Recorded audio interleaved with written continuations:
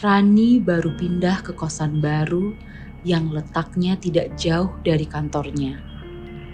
Bangunannya tua, tapi si pemilik bilang sebagian sudah direnovasi. Semua kamar sudah penuh kecuali satu, kamar nomor 3. Tak masalah bagi Rani selagi kamar itu punya kamar mandi dalam dan cukup nyaman di awal. Tapi sejak hari pertama ada yang ganjil. Cermin di kamar mandi selalu tampak berkabut. Walaupun beberapa kali Rani mengelapnya, kabut itu tak mau hilang. Setiap malam saat mandi, Rani selalu merasa seperti ada yang memperhatikannya dari balik cermin. Kadang terdengar suara tetesan air, padahal keran sudah dimatikan. Sampai suatu malam, saat Rani hendak menyikat gigi, ia melihat bayangan bergerak di dalam cermin. Tapi bukan bayangannya sendiri. Rani membalikkan badan, namun kosong, tidak ada siapa-siapa.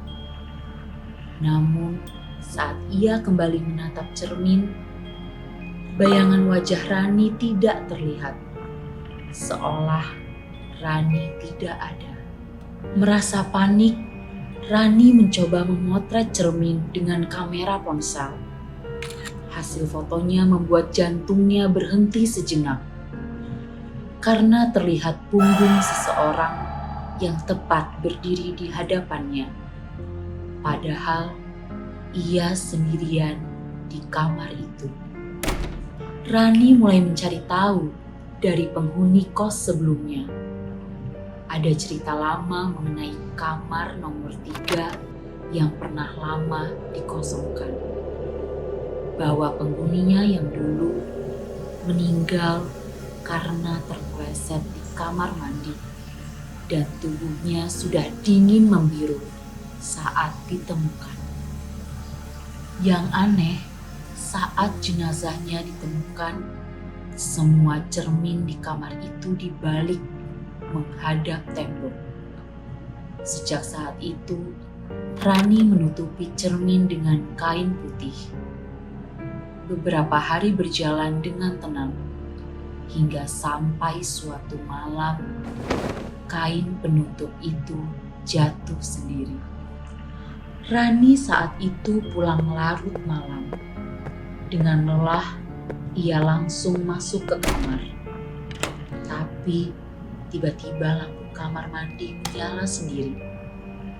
Ia mendekat, membuka pintu pelan-pelan. Cermin yang biasanya buram kini bersih sempurna.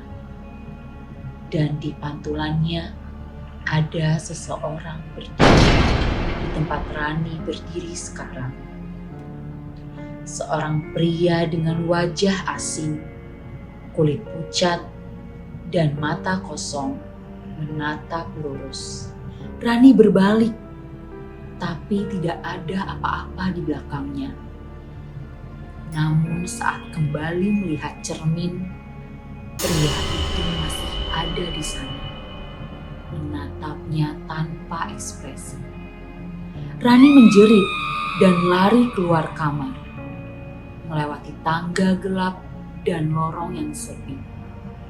Tidak ada suara dan tidak ada siapapun.